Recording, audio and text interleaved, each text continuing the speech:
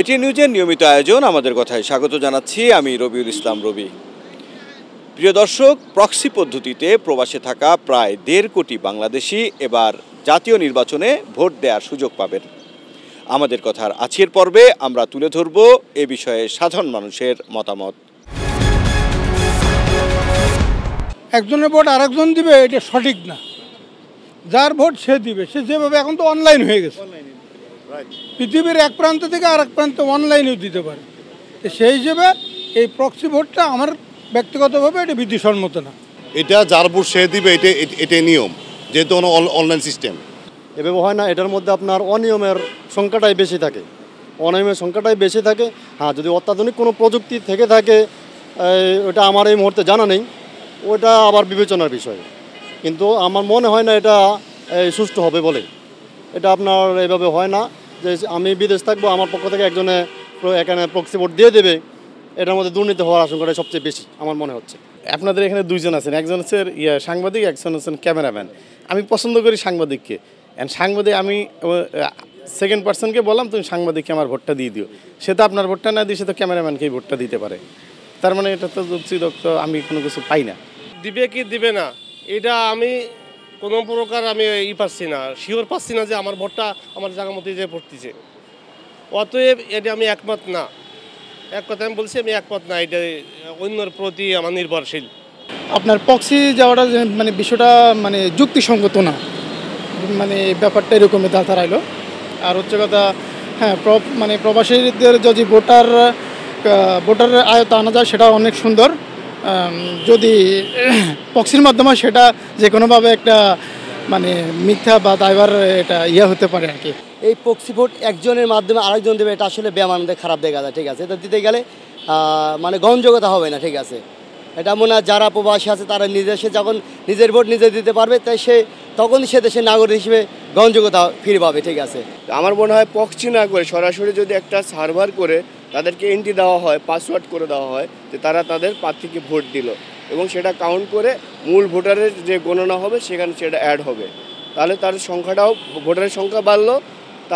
তিনি যে দেশের নাগরিক, বিদেশ থেকে যে তিনি রেমিটেন্স পাঠাচ্ছেন, তার যে একটা ভূমিকা আছে দেশের জন্য, সেটাও সে তার সিদ্ধান্ত জানাতে পারলো যে আমার টাকাটা, আমি যে কষ্ট করে টাকা পাঠাচ্ছি দেশে, সেই টাকাটা আমার প্রতিনিধির মাধ্যমে খরচ হচ্ছে, দেশের জনগণের কাজে লাগছে, দেশের উন্নয়ন হচ্ছে। আপনারা জানেন, গতকাল ইসি বলেছেন যে বিশ্বস্ত প্রতিনিধির মাধ্যমে প্রবাসীরা ভোট দিতে পারবেন। চলুন আমরা শুনি বগুড়াবাসীর কথা।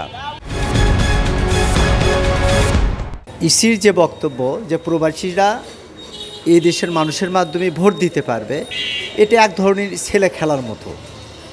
আমার ভোট আমি দিব, যাকে খুশি তাকে দিব।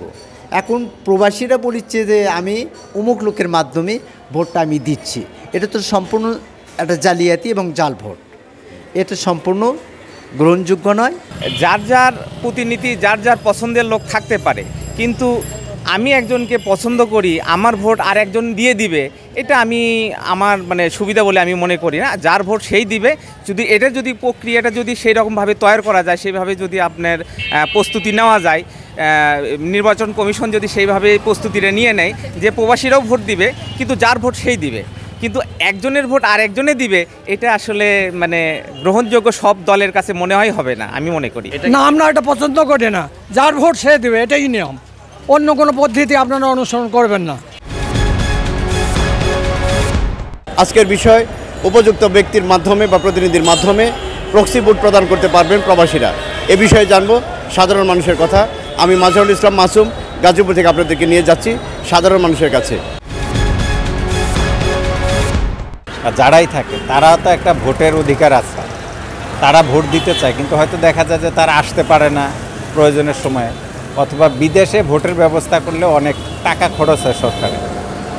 তো প্রক্সি ভোটের মাধ্যমে যদি তার বিশ্বস্ত বন্ধু বা এমন কোনো উপায় করা যায় যে সে যাকে ভোট দিতে চাচ্ছে তাকেই ভোট দেওয়া হয়, তাহলে আমার মনে হয় ভালোই হয়। বাংলাদেশের অনেক লোক প্রবাসে থাকে এবং বাংলাদেশের উন্নয়নে তাদের একটা ভালো ভূমিকা আছে, এবং এই ফ্যাসিস্ট সরকার বিদায়ে রেমিটেন্স যোদ্ধাদের একটা ভালো ভূমিকা ছিল।